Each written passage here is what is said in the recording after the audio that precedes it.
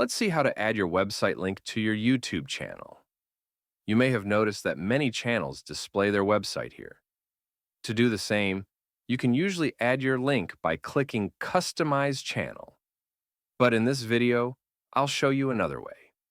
First, click your profile icon and go to YouTube Studio.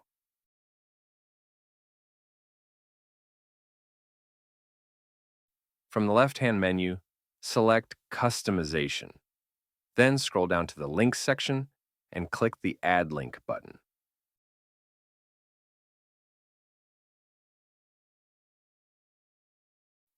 Now, paste your website link here.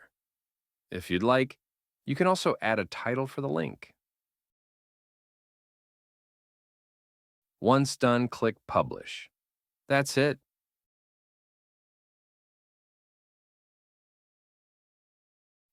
Your website link is now added to your channel.